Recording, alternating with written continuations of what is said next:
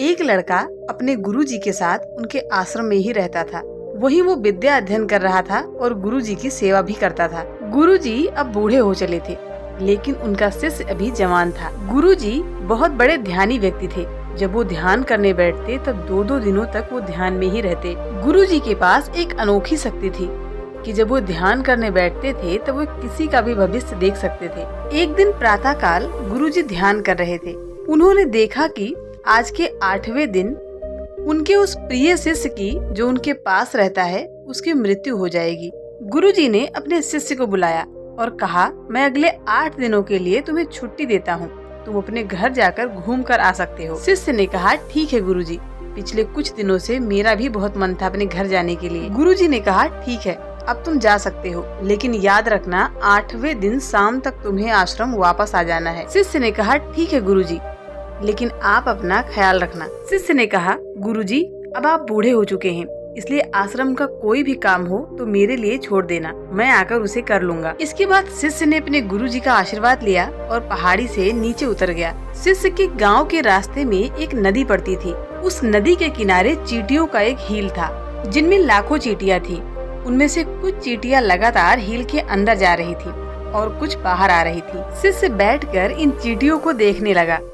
अचानक से उसका ध्यान नदी की तरफ गया। उसने देखा कि नदी का पानी धीरे धीरे बढ़ रहा है, जिससे उठने वाली लहरें चींटियों तक आ सकती हैं, जिसकी वजह से ये लाखों चींटियां बेवजह मारी जाएंगी। ये सब देखकर उसने तुरंत अपने कपड़े उतारे और उसमें मिट्टी भरकर चींटियों के चारों तरफ एक घेरा बना दिया। साथ ही उसने बड़े ही कलात्मक ढंग से मिट्टी को काटकर एक नाली बना दी, ताकि लहरों से आने वाला पानी नाली के माध्यम से नदी में वापस चला जाए। इसके बाद वो अपने घर चला गया।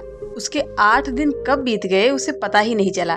8वें दिन उसे याद आया कि गुरुजी ने 8वें दिन आश्रम पहुंचने का आदेश दिया था। वो तुरंत अपने घर वालों से विदा लेकर आश्रम के लिए निकलने लगा। उसे उम्मीद थी कि शाम होने से पहले वो आश्रम पहुंच जाएगा। यहाँ गुरुजी आश्रम में बैठकर ये सोच रहे थे कि आज तो 9वां दिन है, अब तक मेरा शिष्य दुनिया को छोड़ चुका होगा। वो इस बात से बहुत दुखी थे कि वो अपने प्रिय शिष्य को मरने से पहले देख भी ना सके। गुरुजी ये सब बैठकर सोच ही रहे थे कि दूर से उन्हें कोई आता दिखाई दिया। उन्होंने ध्यान से देखा तो चौंक गए। अरे, ये तो मेरा शिष्य है। गुरुजी ने दौड़कर शिष्य को गले से लगा लिया। लेकिन वो इस बात से अचंभित भी थे कि 8 दिन बीत जाने के बाद भी उनका शिष्य जिंदा कैसे है। गुरुजी ने कहा, यहाँ से जाने के बाद तुम्हारे साथ जो भी हुआ है वो मुझे बताओ। तब शिष्य ने चींटियों वाली कहानी गुरुजी को सुनाई। कहानी सुनते ही गुरुजी समझ गए कि उनके शिष्य ने लाखों चींटियों की जान बचाई थी। उसी के फलस्वरूप उनके शिष्य को एक लंबा और खुशहाली भरा जीवन मिला है। दोस्तों, खुशी खुशी जीने का एकदम आसान तरीका ये है कि हम अच्छे कर्म करते रहें। इस कहानी की तरह ये जरूरी नहीं है कि अच्छे कर्म हमारे उम्र को ही बढ़ाते हैं, लेकिन अच्छे कर्म करते रहने से आपके जीवन में आने वाले दुख और परेशानियों को कम जरूर कर सकते हैं। कर्मों का एक सीधा सा सिद्धांत ये भी है कि हम जो भी करते हैं उसका कई गुना लौटकर हमारे पास आता है। फिर चाहे वो अच्छे कर्म हो या बुरे कर्म हो, दोनों ही कई गुना बढ़कर हमारे पास वापस लौट कर आते हैं। अच्छे कर्म करने के लिए हमारे पास पैसों का होना जरूरी नहीं है, और ना ही किसी की जान बचाना ही सिर्फ अच्छा कर्म कहलाता है। किसी असहाय की छोटी सी मदद करना भी अच्छा कर्म कहलाता है।